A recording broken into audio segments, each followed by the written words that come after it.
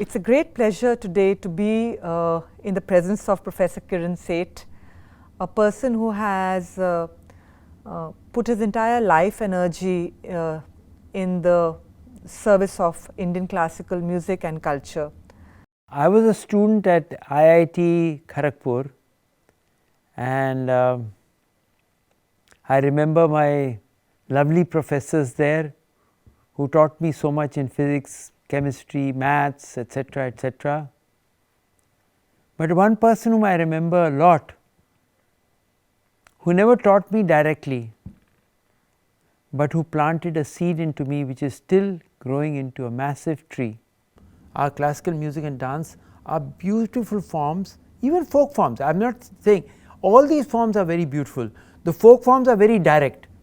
You say straight, you ask for Allahu, Allahu, or you say Rama, Krishna, or you whatever.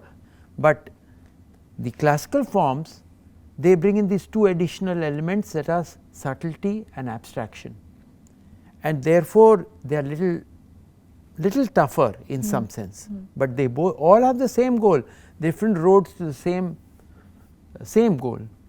Bhool jaat khan pan roop rang aan ban.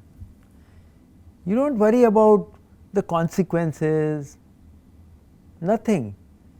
If you fall in love, and this love is slightly different from the one, it has got no, after effects, negative after effects. Other loves can have that, but this one is like, and if you do that, then you find that it just flows. You don't have to think too much. You don't have to say, look, I am going to do this next, or I am going to do that. We never thought it's going to be like this, that we are going to be able to do 5,000 events in so many, about 500 towns in India, 50 abroad, and still it's growing. So it's just something like, you have experienced something so beautiful and you say, Radhika, you must experience this. You come here, I just want you to just try it out. So like that, Radhika says, okay, let me, and when she gets touched by it, she catches hold of two other people and says, look, you must try it out. And so this thing spreads like that from flame to flame. And if people, it does it very slowly, but it does it because you are touched so deeply that then you, as I just mentioned, bhool jaat khan pan roop rang aan ban. That's what. You see a classical musician, he or she will never move like this, and then like that, and then like that, and then like that. No.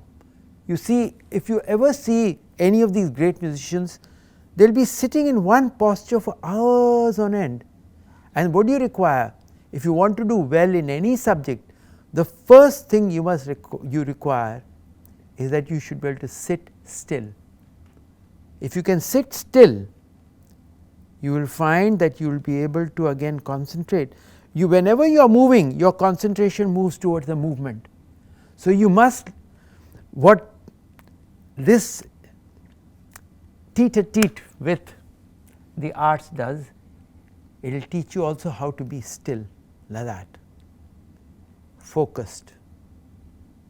You can do whatever you are doing beautifully.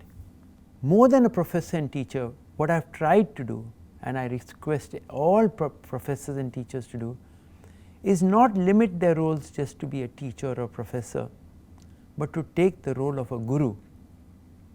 What does a guru do? A guru says, look, I want to mold this child or this young person sitting in front of me, not just into a very good mathematician or a good engineer or a good media person or whatever, but I would like to see that forms the ladder for him or her to become a fine human being, to become a person who's touch some domains which will make the person really high up inside. So, that is the main aim. Because you believed in it and you wanted to continue no matter what. It is not just belief, belief is one thing, but falling in love is something else. I am really telling you. That's, you can believe in something, you might believe a lot in something, but when you fall in love, which is not unconditional, in the sense not, you know, the type I am just talking about, then you are left, you just flow with it, that is it. So, it does not matter whether there are 5 people, 10 people. You see Ali Akbar Khan Sahab, when he used to play, he was playing like this. He is on his trip. He is not looking at how many people are there in the audience. He is not saying, look, he is on his trip. You want to come, come. Otherwise, tralalu, bye bye, no problem, like that. So, it's, but the passion is what drives the person, and when you see it, when somebody sees it, then he or she is also attracted to it. What hai kya? What is this thing that is making that person go like that? So, when the person comes and he or she experiences it, it goes like that. It's like a cascade sort of effect that happens. If you see films by Satyajit Ray, and if you see films by Ritvik Ghatak, they have used a lot of classical music. If you see the Apu's trilogy of Satyajit Ray, the music director was Pandit Ravi Shankar, and he has used it beautifully in Jalsha Ghar. He has brought 3 great masters, one of dance, Roshan Kumari, and Ustad Velayat Khan Sahab, whose music does the music for it, and I think Wahid Hussain Khan, I forget the vocalist, one vocalist, top vocalist. What I am trying to point out is that they have used a lot of classical music and also images of folk, but besides bringing classical music and dance, they can also bring in messages which are very powerful and direct. There is a direct meaning, they are subtle and but very lovely messages. So, all these great masterpieces, they just do not entertain, they are not basically for entertainment, they are also for upliftment. It is another road which takes you right up there.